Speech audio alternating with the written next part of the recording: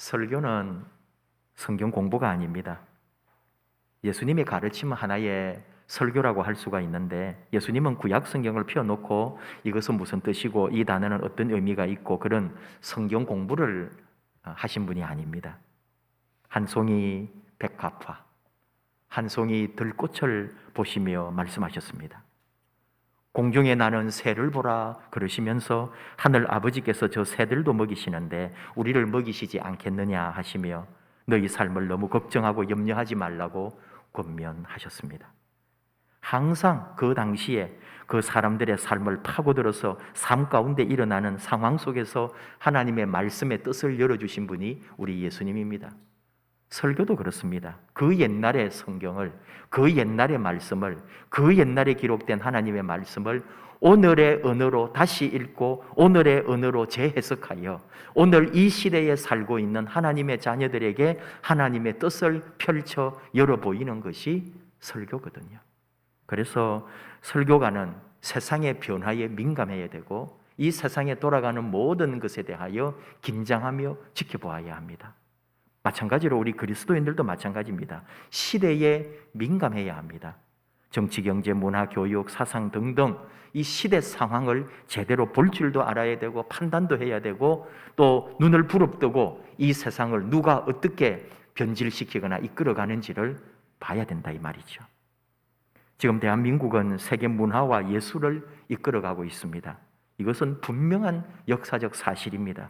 경제적 성장과 함께 문화예술이 우리나라를 선진국 대열에 서게 한 중요한 역할을 담당했습니다.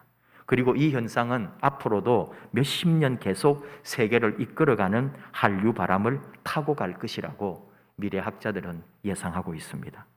한국이 하면 세계가 따라한다. 일시적 현상이 아니라 앞으로 적어도 몇십 년 이상을 이 세계를 이끌어갈 한류, 이 문화가 된다 이 말이죠. 지금은 이 세계의 흐름 속에서도 아시아 시대입니다. 그 아시아의 중심이 어디냐? 한국이라는 거죠. 여러분, 우리가 그런 대단한 시대에 지금 같은 이 시대를 공유하고 살아가고 있는 거예요. 코로나도 같이 경험해봤고 대한민국이 세계에서 최고인 시절, 아마 앞으로 이런 영광을 또 언제 누리게 될지 모릅니다. 지금 우리가 그 시대를 누리고 있는 거예요. 무슨 얘기냐 하면은 지금 넷플릭스 드라마 오징어 게임이 전 세계를 강타하고 전 세계 뉴스에까지 나올 정도로 그냥 문화에서 뒤에서 텔레비전에 보고 있는 그 정도가 아니라 세계의 지도자들과 전 세계를 움직이는 텔레비전 뉴스에까지 이 드라마 게임이 나오고 있다는 사실을 여러분 아시죠? 어떤 분은 또 뭐 보신 분도 있겠지만은 나는 그런 거 관심 없어요 하는 분도 있을지 모릅니다. 신경도 쓰지 않을 수도 있어요. 그러나 여러분, 그리스도인은 이 세계가, 이 세상이, 이 지금 지구촌이 어떤 상황에 있는지를 보고 느끼고 생각해야 할 사명도 가진 사람이다. 전 세계인이 관심을 가지면은 도대체 저게 무엇인가 하고 볼 수 있어야 된다 이 말이죠. 드라마를 꼭 보라는 게 아니고요. 그 드라마를 통해서 지금 무슨 일이 일어나고 있고 사람들의 의식 속에 무엇이 있는지를 생각하라, 그런 얘기입니다. 이미 많은 목사님들이 설교에서 이 드라마 게임, 아니죠, 오징어 게임 얘기를 많이 언급을 하셨어요.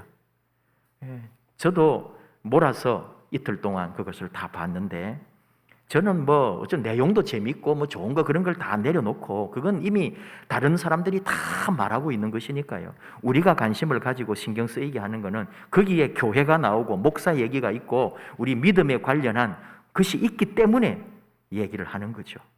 그리고 대체적으로 목사님들은 이 드라마로 인해서 교회 이미지가 너무 나쁘게 되었다고 하면서 불평을 합니다. 그리고 또 세상 일반인들이 우리 교회를 이 드라마 때문에 더 부정적으로 보고 더 유치하고 경멸하도록 한다면서 드라마에 대해서 유감을 표하고 있죠. 오징어 게임 안에는 사실 너무 실감나도록 우리 주변에서 만날 수 있는 교회 얘기가 있고요. 들어본 그리스도인 또는 목사에 대한 이야기가 있습니다. 시작하자마자 주인공이 모든 걸 잃어버리고 지하철역에 그 밤늦게 앉아 있을 때 누가 옆에 다가오죠. 점잖은 사람이, 선생님 잠깐 시간 좀 낼 수 있나요? 라고 할 텐데, 선생님, 잠깐 시간 좀 하는데 말을 딱 끊어버리는 거예요, 주인공이. 저 예수 안 믿어요. 나 예수 안 믿어요. 전도하는 줄 알고. 이게 여러분, 남의 얘기고 지어낸 얘기고 가짜일까요? 우리가 현장에서 보고 있는 그대로 오늘 우리 삶의 모습이라니까요. 잠깐 시간 좀 하는데 말 끊어버리는 거예요. 나 예수 안 믿어요. 저는 딱 그 장면, 시작할 때 거의 초반에 완전히 나오는 거라, 이야, 이거 배울 거 많겠구나 했어요. 정말 그 짐작 그대로 너무너무 이 확신이 정확했습니다. 배울 게 너무 많았어요. 그리스도인으로, 목회자로, 우리 교회의 멤버로서. 저는 이 드라마에서 교회나 그리스도교 신앙을 너무 부정적으로 그렸다고 생각하지 않습니다. 있는 그대로 사실대로 표현하고 있어요. 어쩌면 조금 더 순화됐다고 보는 게 더 맞을지도 모릅니다. 그만큼 지금 사회는 교회를 그렇게 보고 있습니다.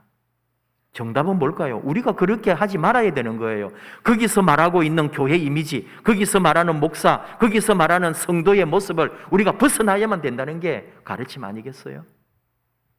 선진국 운운하면서도 우리 교회는 너무 오랫동안 우리나라에 내려온 샤머니즘 사상에 젖어 있습니다. 그래서 교회 신앙 안에도 그런 미신적 모습이 많이 들어와 있거든요. 여러분도 알게 모르게 듣고 배웠고 생각하실 거예요. 하나님에게 빌고 우리는 하나님의 복을 받는 기복신앙. 하나님은 복을 내려주고 우리는 끊임없이 하나님께 빌고, 그게 우리 샤머니즘이거든요. 그 대상이 무엇이라 할지라도 부처님도 좋고 바위도 좋고 하늘의 1월 성신도 좋고 정화수를 떠놓고 해도 좋고, 내 지극정성을 다하여 빌면 하늘이 뭔가를 갚아주실 거다. 그게 기독교 안에, 우리 교회 안에 그대로 들어와 있는 거예요. 없지는 않습니다. 우리가 하나님께 기도하고 온전히 하나님 앞에 바라고 하나님은 우리에게 복 주시는 건데, 그게 빌고 복 내려주고 그런 차원이 아니에요. 그리스도교는 예수 그리스도의 십자가의 그 헌신적 사랑이 있고요, 그 삶으로 우리가 살아갈 때 하나님이 우리 인생을 책임지는 거지, 빌고 복 받는 개념은 아니거든요. 그러려면은 우리 정성껏 어디 가서 빌어야죠. 십자가 아래 다 와가지고 십자가에서 계속 뭘 빌고 있으면 되겠네요. 그런 차원이 아니거든요. 그 믿음대로 사는 걸 얘기하는 건데, 특별히 우리 교회가 반성해야 될 게 반지성주의입니다. 의외로 여러분, 다 그렇다는 건 아닙니다. 정말로 성경도 읽고 1년에 몇 권씩 신앙서적도 읽고 그리고 아침 저녁으로 묵상하시는 분도 있어요. 그러나 대다수의 우리 그리스도인들이라고 하는 우리는 솔직히 성경 잘 읽지 않습니다. 그리고 신앙서적 사보지 않습니다. 그리고 기독교 드라마 이런 거 찾아보지 않습니다. 그저 우리 주일 지키는 정도? 그리고 뭐 좀 더 여유가 있으면 수요일이나 이럴 때도 한번 나오기도 하고. 그런데 그게 그냥 요즘 시대는 충분하다고 생각하는 거예요. 내 스스로. 남들에 비하면 내 신앙생활 그런 대로 괜찮다고 생각하는 거죠. 그래서 더 배우려고도 하지 않아요. 더 내 삶의 신앙을 좀 더 변화시켜야 되겠고 더 잘해야 되겠다는 생각도 별 하지 않아요. 지금까지 내가 이렇게 살아왔고 나 이만큼 누리고 있고, 내가 가진 신앙, 내가 믿어온 배경을 더 공고화합니다. 내가 아는 것 이상 더 배우려는 태도도 없습니다. 이런 사람들을 세상에서는 꼰대라고 그러죠. 근데 교회 안에 바로 꼰대 신앙이 있습니다. 극단적으로 말하면 하나님조차도 내 마음에 들어야 하는 거예요. 내가 하나님 마음에 드는 게 아니고 내 마음에 하나님이 들어야지. 하나님이 왜 저래? 교회가 왜 저래? 내 마음에 안 드네? 나를 기분 나쁘게 하네? 내가 열받네? 신앙생활을 그렇게 할 때도 있다니까요. 내 마음, 내 기도, 내 소원대로 하나님이 이루어지지 않으면 내가 하나님에게 불만을 표하는 식의 그런 신앙을 가지고 있는 거예요. 그리고 그것이 잘못됐다고 생각도 안 하고 그냥 믿음 생활하고 있습니다. 그게 문제인지도 모른다는 거죠. 오징어 게임 마지막 부분에서 주인공이 혼자 살아남아요. 그리고 눈이 가려지고 이렇게 묶여져 가지고 비가 오는 길에 이제 버려집니다. 그대로 두면 큰일 나는데 사람들이 지나가면서도 그냥 이상하다 생각도 무섭게 생각하고 놔두고 가버리는 거죠. 그때 한 사람이 다가오잖아요. 너무나 반가워요. 도리어 예수천당 불신지옥 딱 해가지고 전도하는 사람이 그 밤에 그 비 오는데 초라하게 했지만은 이렇게 사람을 구해주는 거 아니에요. 그리고 눈을 이렇게 풀어주고 그러면서 제가 딱 그때 그래도 이 작가가 이 그리스도교를 모르면 그렇게 쓰지 않거든요. 그 제9화 마지막 장면까지 오기까지 교회가 그렇게 별로였는데 그래도 마지막에는 우리가 좋아하지도 않고 도리어 부끄러워하는 예수천당 불신지옥 전도하는 이 사람을 통해서 이 사람이 다시 이제 주인공이 살아나는구나 하고 보다가 뒤통수를 한 대 얻어맞는 거예요. 우리가 눈을 풀어주면서 이 전도인이 뭐라고 해요? 예수 믿으세요 그러는 거예요. 이야, 이게 오늘 우리 한국 교회 현실이구나. 그 죽어가는 사람 같은 사람을 구했을 때 이게 무슨 일입니까? 아유, 괜찮아요? 당연히 그래야 되는 거 아니에요? 예수 믿으세요. 근데 그게 그냥 하는 말이겠어요? 이 작가는 정말 우리 한국 교회, 세계 교회, 그리스도인들이 어떤 삶으로 변화되는 게 좋을까? 아마 많은 고민을 하고 진짜 그리스도인으로서 우리 교회와 믿음의 경종을 울려주려고 그런 작품을 썼을 거란 말이죠. 저는 거기서 또 뭘 하나 봤느냐? 영혼을 구하겠다는 이 전도자와 지금 이 사람은 지금은 요 모습인 것 같지만 사실은 지금 통장에 400억이 넘는 상금을 받아가지고 나온 사람이에요. 자기 통장에 수백억을 가진 우리나라 아마 최고는 아니라 하겠지만은 영원히 쓰고 써도 남을 갑부가 되어가지고 지금 이 사람이 나왔다고요. 거기다 대놓고 예수 믿으세요. 믿겠어요? 이게 바로 오늘 우리 사회, 우리 대한민국의 현실이구나. 그만 가난하신 분도 많지만 그래도 밥 먹고 사는데 어려움이 없는 이 시대의 사람들에게 예수 믿으세요 교회가 또는 우리가 아무리 전도해도 왜 안 듣고 안 오고 아무도 반응이 없어요? 도리어 경멸하고 싫어해요? 먹고 살만한데 허공에 그냥 날리는 말인 거예요. 예수 믿으세요, 교회 오세요, 하나님은 사랑입니다 라고 말하지만 이건 다 흩어지는 말이에요. 어떤 사람의 귀에도 들어가지 않아요. 이게 오늘 우리의 안타까운 현실인 거예요.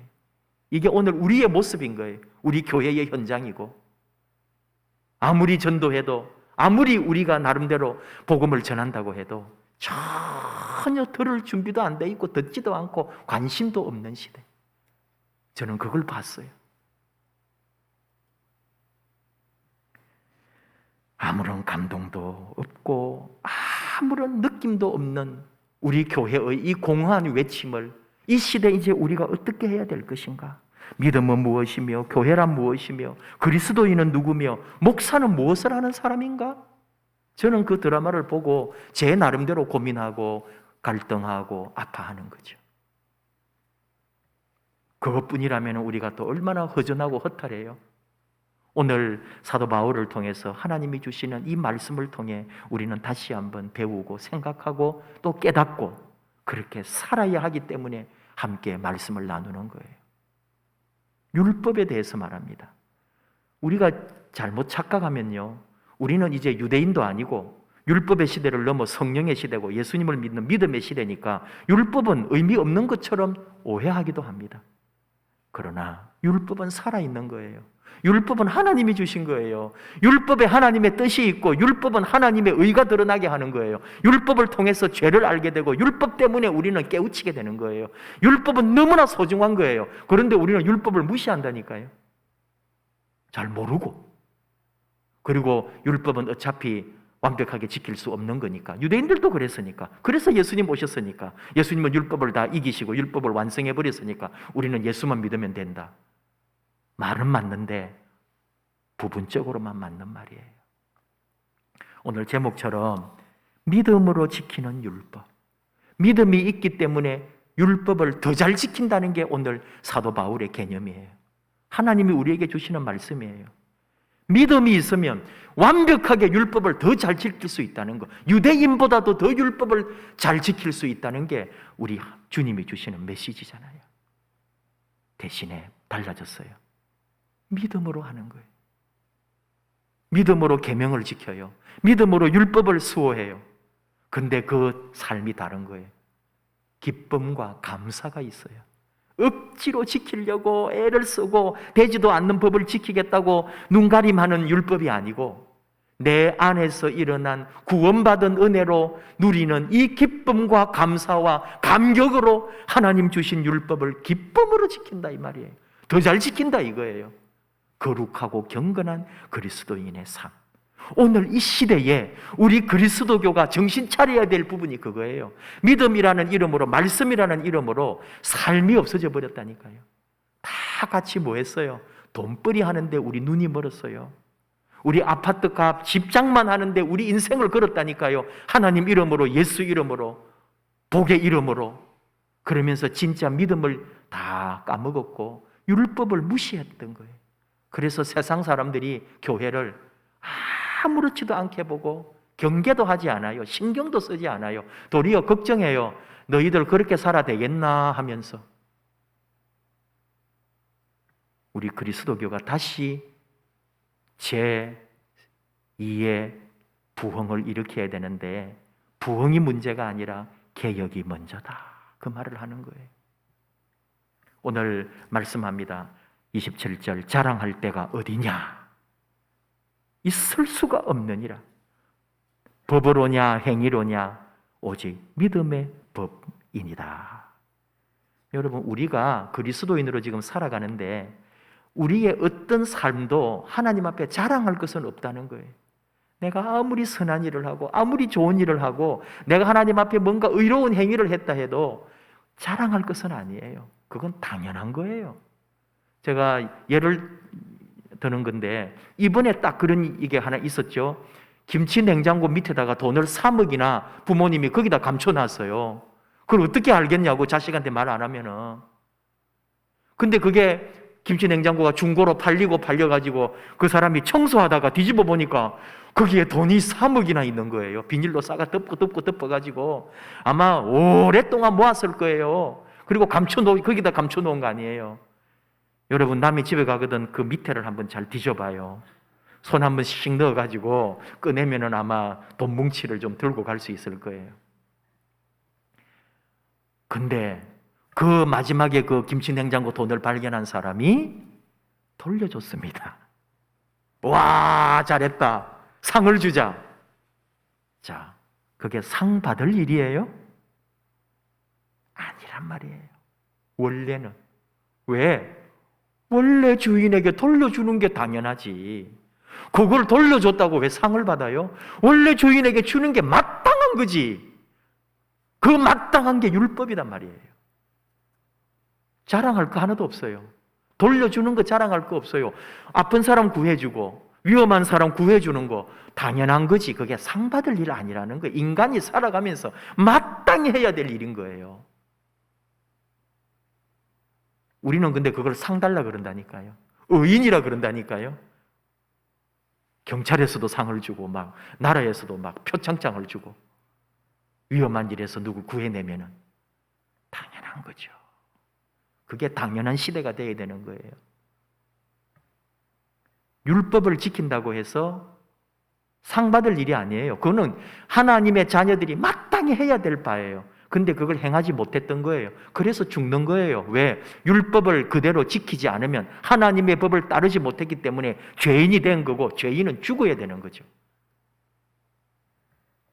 그게 하나님의 의입니다. 하나님은 하나님의 말씀대로 하나님의 법대로 하시는 분이에요. 의로우신 분이에요. 그럼 죽여야 되는데 하나님은 우리를 죽인 게 아니라 그의 아들 예수 그리스도를 십자가에 달아서 죽이셨던 거예요. 내 죄를, 내가 지은 모든 악을 그분에게 다 전가시켜서 구약시대의 백성들은 양을 잡아서 내 모든 죄를 양에게 전가해가지고 제물로 하나님 앞에 제사 드리면서 죄를 사함받았어요. 그래서 죽지 않았어요. 근데 하나님께서 예수 그리스도를 제물로 삼으셔서 오고 갈 모든 인생, 모든 사람의 죄를 그 예수 그리스도에게 다 전가해서 그를 제물로 십자가에서 죽이신 거예요.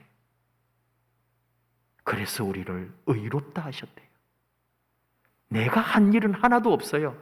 내가 착한 일을 했거나 내가 선한 일을 했거나 내가 하나님 앞에 아름다운 섬김을 했거나 내가 세상에 나가서 봉사와 희생을 했기 때문이 아니고 주님이 십자가에서 제물로 죽으신 그 이유 하나만으로 우리를 의롭다 하셨기에 자랑할 것이 아무것도 없다는 거예요. 이게 여러분 믿어져야 된다는 거죠. 무슨 얘기냐 하면은 우리가 예수를 믿는데 여러분, 이 믿음이라고 하는 게 그냥 믿습니다 한다고 믿는 게 아니에요.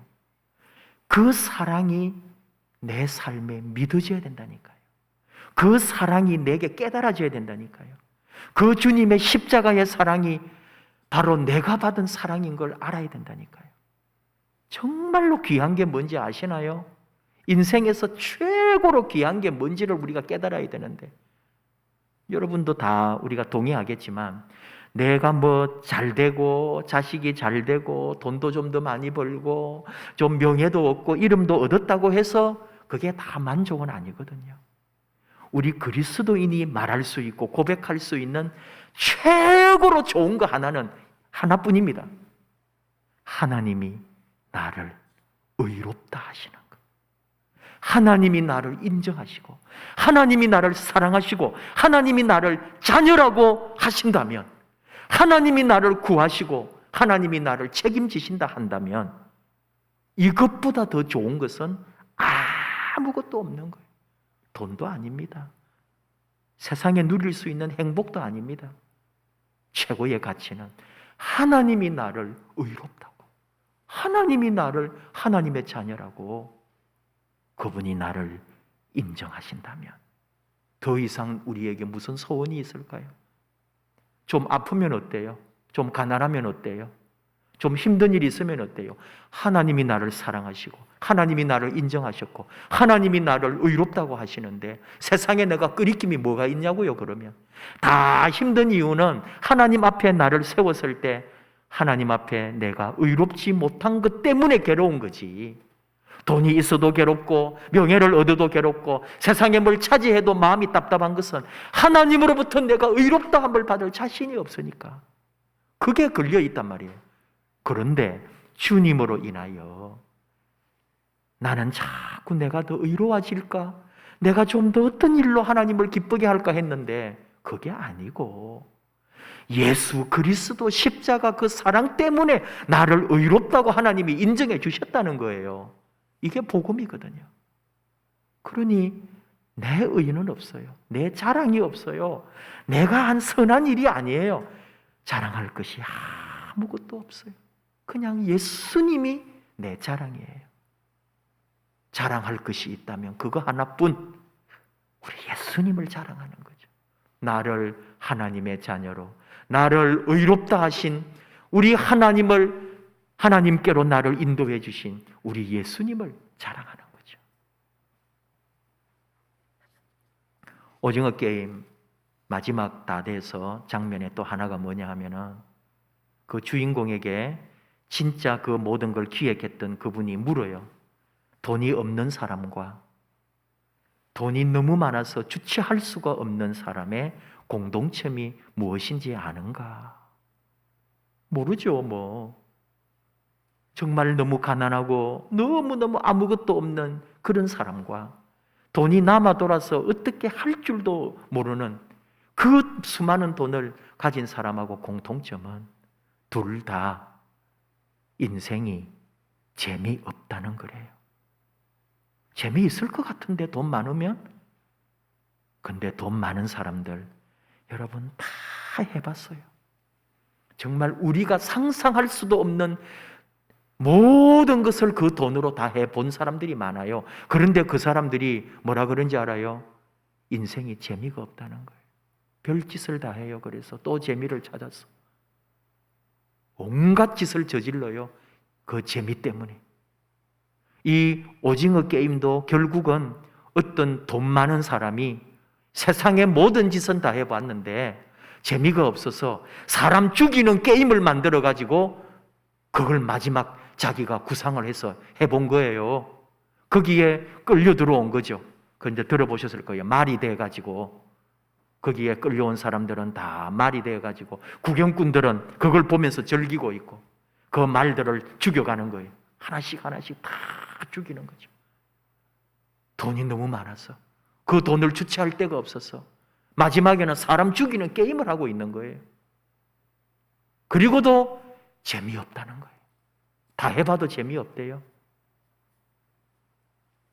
돈이 없는 사람은 할 수 있는 게 없어서 재미없고 진짜 돈 많은 사람은 다 해보고 더 할 게 없어서 더 재미를 찾느라고 재미가 없다 그러고 그게 인생이고 이 세상이란 말이죠.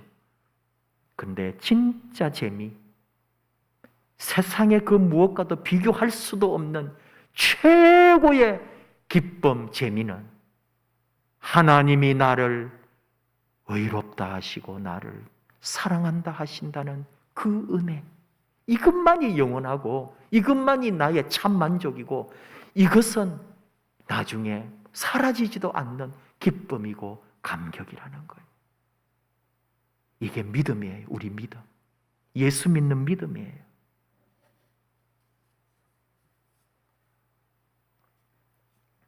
깐부라는 말이 나오더라고요.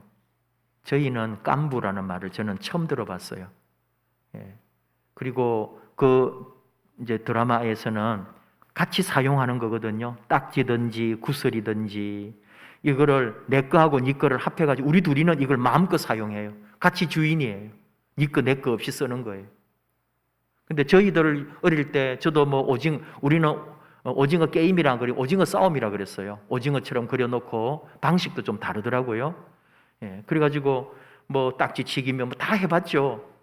근데도 깐부라는 말을 우리는 없었고 그 다음에 그렇게 네 거 내 거 같이 쓰지도 않았어요. 내 거 더 이렇게 박스에 딱 넣어가지고 잘 챙겨놨죠. 근데 이제 아마 서울 경기 쪽에는 그런 게 있었던 거 모양이죠. 그래서 그 드라마에서 보여주는 거라니까요. 네 거 내 거 없이 우리 둘이는 같이 사용하는 거야. 이게 교회입니다. 이게 사도행전 교회의 제일 초기 교회, 원시 교회 모습인 거예요. 서로 통용하면서 네 거 내 거 없이 나누고 같이 했던 교회. 우리가 또다시 닮아가야 될 교회입니다. 그 초대교회도 실패했잖아요. 그게 잘 안 됐어요. 사람들이 결국은 욕심을 내고 더 많이 가지려 했고요. 우리가 결국은 하나님 나라에서 이룰 거는 하나님 주신 이 은혜 아래서 모두가 다 하나 되고 연합되는 거예요. 우리 교회가 마지막에 이루어 가야 될 건 바로 그런 거예요. 세상이 보고 싶어하고 세상이 따르고 싶어하고 세상이 존경하는 교회는 그런 교회입니다. 오늘 교회는 교회조차도 이기적이고 자기밖에 모르고 자신의 욕망과 명예와 자신의 소욕을 위해서 발부둥치는 교회가 됐기 때문에 온 세상으로부터 버림받은 거예요. 예수 안 믿어요. 이렇게 돼버린 거죠. 딱 뭐가 생각난지 알아요? 제가 부목사 할 때에 우리 교회에 2002년도 대림 아파트가 들어왔거든요. 그때 여러분 정말 내 평생에 잊히지가 않을 거예요. 여러분도 아셔요. 이제 다 들어보셨죠? 우리가 이제 우리 성도님들 이제 입주를 하게 되니까 신방을 다녔거든요. 아직까지 아파트에 다 이사 온 것도 아니고 이제 초창기 완전.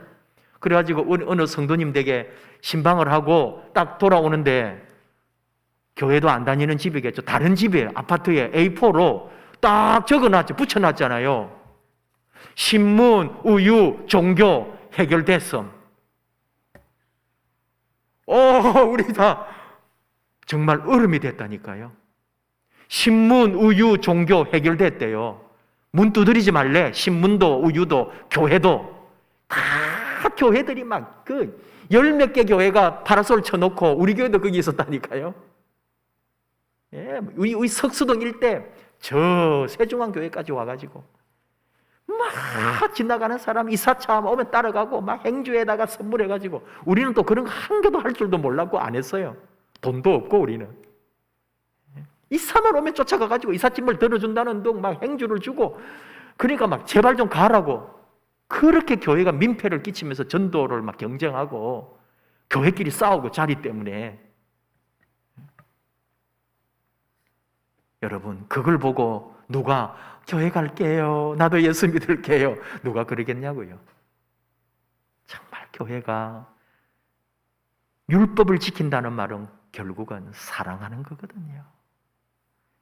믿음으로 지키는 율법은 율법의 원래 정신, 하나님을 사랑하고 이웃을 사랑하는 이 두 줄기를 붙들고 끊임없이 사랑하고 섬기는 교회로, 믿음 안에서 행하는 행함으로, 믿음으로 받은 이 은혜가 너무 좋아서 내 행함으로 구원받는 게 아니고 내가 받은 이 은혜 때문에 감격해서 율법을 더 잘 지키고 행함으로 하나님 앞에 영광 돌려서 세상의 많은 사람들에게 이 믿음의 감동을 줄 수 있는, 아니 감동을 주려고 하는 마음도 없는 거예요. 그러면 또 의가 되는 거예요.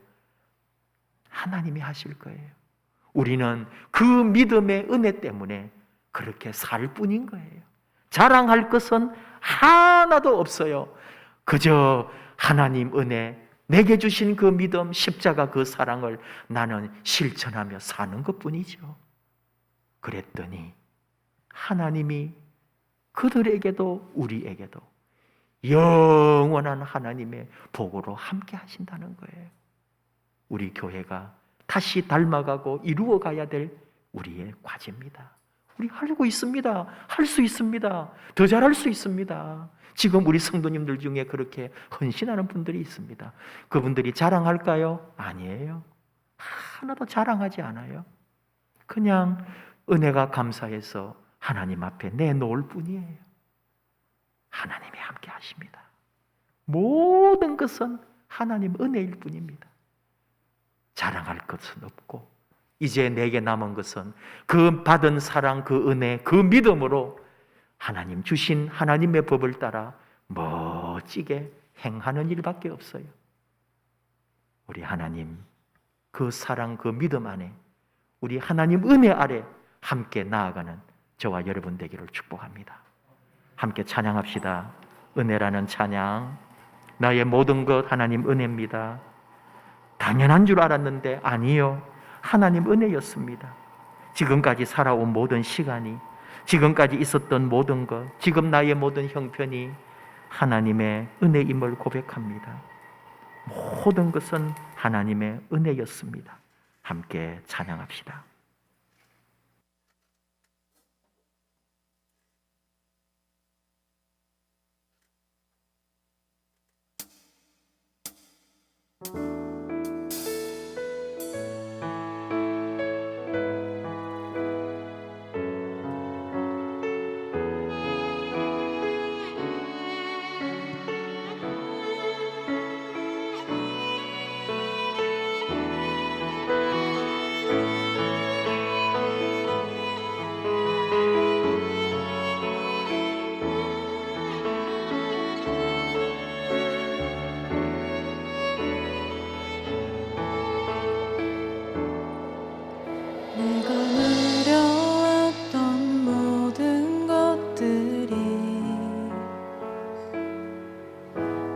지나왔던 모든 시간이,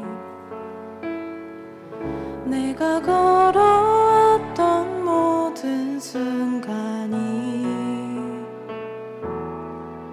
당연한 것 아니라 은혜였소.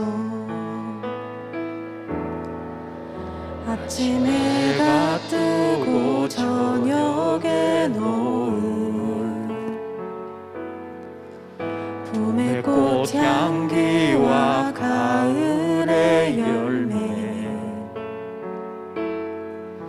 변하는 계절의 모든 순간이 당연한 것 아니라 은혜였소. 모든 것이 은혜, 은혜,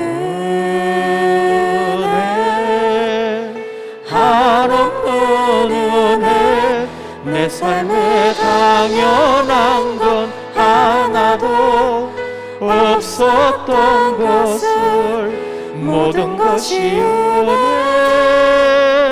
은혜였어. 내가 이 땅에 태어나 내가 이 땅에 태어나 사는 것 어린아이 시절과 지금까지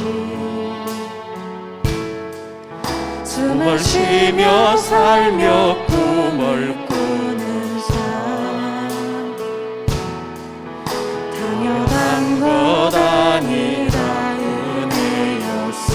내가 하나님의 자녀로 내가 하나님의 자녀로 살며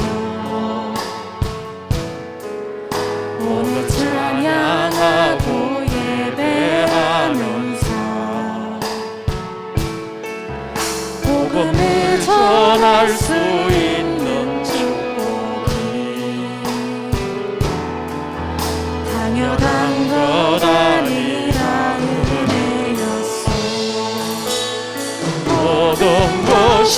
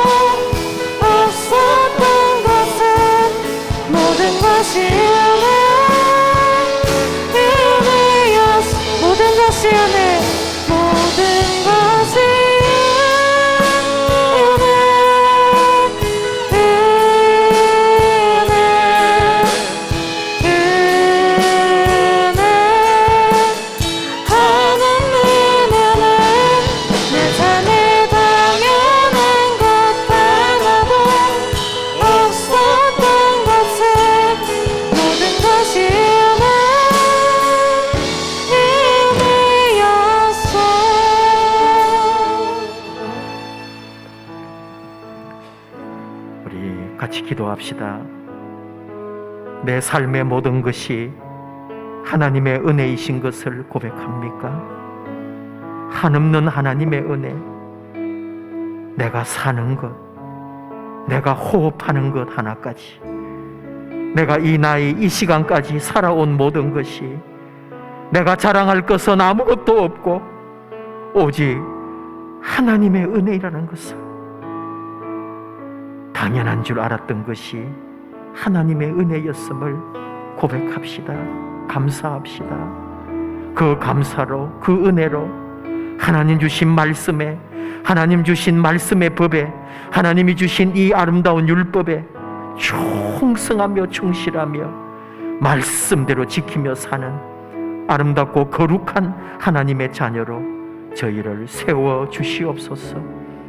율법을 없애러 오신 분이 아니라 율법을 완성하신 예수님 닮아 우리도 율법을 온전히 이루어내는 하나님 앞에 더 아름답고 복된 하나님의 자녀 삼으소서. 결단하며 우리 함께 주여 부르고 기도하겠습니다. 주여. 아버지 감사합니다.